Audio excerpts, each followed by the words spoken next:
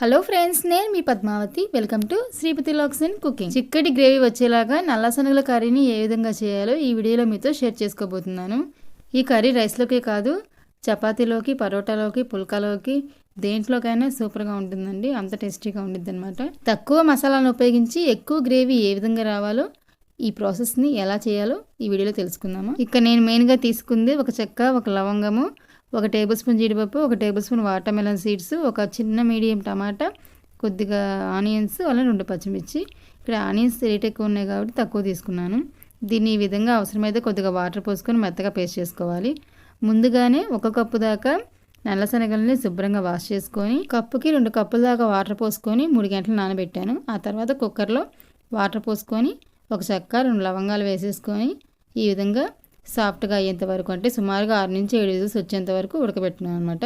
చక్కగా ఉడికిపోయాయి. ఆ తర్వాత ప్యాన్ తీసుకొని ప్యాన్లో ఈ విధంగా 4 టేబుల్ స్పూన్ దాకా ఆయిల్ వేసుకొని, ఆయిల్ హీట్ అయిన తర్వాత తాలింపు దినుసులన్నీ వేసుకొని ఇవి ఫ్రై అయిన తర్వాత కరివేపాకు, ఎండుమిర్చి కూడా వేసుకొని ఇవి కొంచెం ఫ్రై అయిన తర్వాత ఇందులో ఒక మీడియం సైజ్ ఆనియన్, 2 పచ్చిమిర్చిని వేసేసుకొని ఇవి కొంచెం లైట్గా ఫ్రై చేయాలి. ముందుగానే పేస్ట్ చేసుకున్నాం కదండి ఆనియన్స్, ఆ ఒక ఆనియన్లోనే సగం దీంట్లో వేసాను, సగం దాంట్లో వేసాను అనమాట. ఈ విధంగా ఆనియన్స్ 50% ఫ్రై అయిన తర్వాత 1 టేబుల్ స్పూన్ దాకా అల్లం వెల్లుల్లి పేస్ట్ వేసుకొని ఇది పచ్చివాసన పోయేదాకా ఫ్రై చేసుకున్న తర్వాత ముందుగానే మనం రెడీగా పెట్టుకున్న పేస్ట్ని వేసేసుకొని ఒకసారి మొత్తం అంతా కలిసేదాకా బాగా మిక్స్ చేసుకున్న తర్వాత ఈ పేస్ట్ యొక్క పచ్చివాసన పోయి ఆయిల్ పైకి తేలేదాకా దీన్ని మనం బాగా ఫ్రై చేయాలి. ఫ్లేమ్ అనేది లో ఫ్లేమ్లో పెట్టి ఫ్రై చేయాలండి. హై ఫ్లేమ్లో పెడితే మాడే ఛాన్స్ ఉంటుంది అనమాట. దీన్ని లో ఫ్లేమ్లో 2 to 3 మినిట్స్ ఫ్రై చేస్తే ఈ విధంగా ఆయిల్ అనేది పైకి తేలుతుంది.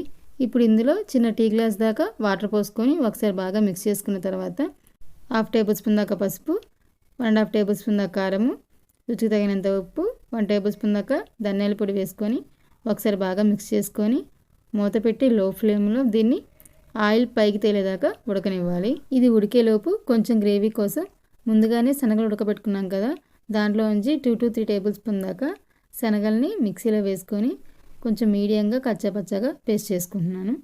ఈ విధంగా పేస్ట్ చేసుకొని ఇందులో వేసుకుంటే గ్రేవీ అనేది ఇంకొంచెం ఎక్కువ వస్తుంది అనమాట. మీకు నచ్చకపోతే దీన్ని స్కిప్ చేసేసి కూడా వేసుకోవచ్చు. ఈ విధంగా కొంచెం మీడియంగా గ్రైండ్ చేసేసుకున్నాను.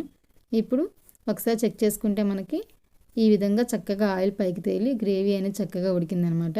ఒకసారి దీన్ని అటు ఇటు మిక్స్ చేసుకున్న తర్వాత ముందుగానే మనం పేస్ట్ చేసుకున్న శనగల పేస్ట్ ఉంది కదా, ఆ పేస్ట్ని ఇందులో వేసేసుకొని అలానే శనగలు ఉన్నాయి కదండి, శనగలు కూడా ఇందులో వేసేసుకొని కొద్దిగా వాటర్ పోసేసుకొని ఒకసారి అటు ఇటు బాగా మిక్స్ చేసుకోవాలి. ఇక్కడ వాటర్ అనేవి సుమారుగా మన గ్రేవీకి తగ్గట్టుగా పోసుకుంటే సరిపోతుంది. ఇక నేను చిన్న టీ గ్లాస్ దాకా పోసుకుంటున్నాను.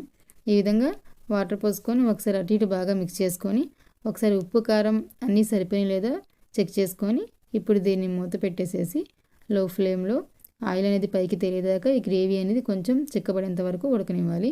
ఇక్కడ మనకి గ్రేవీ అనేది చూడండి కొంచెం పలచగా ఉంది కదా, సో ఇది కొంచెం గ్రేవీ చిక్కబడేంత వరకు ఉడకనివ్వాలి. రైస్లోకి అయితే గ్రేవీ అనేది కొంచెం పలచగా ఉన్నా పర్లేదు, అదే చపాతీలోకి కానీ, పూరీలోకి కానీ, లేకపోతే పరోటాలోకి కానీ, ఇలా దేంట్లోకైనా సరే గ్రేవీ అనేది కొంచెం చిక్కగా ఉంటే బాగుంటుందన్నమాట. సో ఇప్పుడు దీన్ని ఒక 8 నుంచి 10 నిమిషాల దాకా లో ఫ్లేమ్లో మధ్య మధ్యలో కలుపుకుంటూ దీన్ని ఉడకనిచ్చాను. ఈ విధంగా కొంచెం గ్రేవీ అనేది ఇలా వచ్చింది. ఇదైతే రైస్లోకి పర్ఫెక్ట్గా ఉండిద్ది. చపాతీ లేకపోతే పూరీలా వేటిలోకైనా సరే కొంచెం చిక్కబడి సరిపోతుంది అనమాట. సో ఇంకొక 5 నిమిషాలు లో ఫ్లేమ్లో ఉడికించుకొని ఈ విధంగా కరివేపాకు లేదా కొత్తిమీరతో ఇలా గార్నిష్ చేసుకుంటే చాలా టేస్టీగా ఉండిద్ది. కరివేపాకు ఫ్లేవర్ అయితే ఇంకా బాగుండిద్ది అనమాట. సో ఈ విధంగా లో ఫ్లేమ్లో ఉడికించేసుకొని వేడివేడిగా చపాతీలోకి లేదా పరోటాలోకి లేకపోతే రైస్లోకి సర్వ్ చేసుకుంటే ఎంతో టేస్టీగా చిక్కటి గ్రేవీతో ఉన్న శనగల కర్రీ రెడీ అయిపోయినట్టే. ఒక్కసారి ఈ ప్రాసెస్లో మీరు కూడా ట్రై చేయండి, చాలా చాలా టేస్టీగా ఉండిద్ది అనమాట. ఎన్నో పోషక విలువలు ఉన్నాయి నల్ల శనగల కర్రీని ఒకసారి మీరు కూడా ట్రై చేస్తారు కదా. దీంట్లో ప్రోటీన్, ఫైబర్ చాలా పుష్కలంగా ఉన్నాయి. దీన్ని నైట్ టైం తినడం కన్నా మార్నింగ్ టైం తింటే మనకి స్టమక్ అనేది చాలా ఫ్రీగా ఉండిద్ది అనమాట. ఎందుకంటే నైట్ టైం అయితే గ్యాస్, ఎసిడిటీ ఇలాంటివి ప్రాబ్లమ్స్ వచ్చే ఛాన్స్ ఉంటుంది. ఇది వెయిట్ మేనేజ్మెంట్లో కూడా సహాయపడుతుంది. సో తప్పకుండా మీరు కూడా ఈ కర్రీని ట్రై చేస్తారు కదా, ట్రై చేసి ఎలా ఉందో మా కామెంట్ టైప్లో తెలియజేయండి. మరిన్ని వీడియోస్ కోసం మా ఛానల్ లైక్ చేయండి, షేర్ చేయండి, కామెంట్ చేయండి, సబ్స్క్రైబ్ చేసి పక్కనే ఉన్న బెల్ ఐకాన్ క్లిక్ చేసి అనే ఆప్షన్ ఎంచుకోండి. అలానే మీ ఫ్రెండ్స్కి, రిలేటివ్స్కి షేర్ చేసి మా ఛానల్ సబ్స్క్రైబ్ చేసుకోమని చెప్పండి. ఈ వీడియోని ఎక్కడ స్కిప్ చేయకుండా చూసినందుకు ధన్యవాదాలు. Thanks for watching.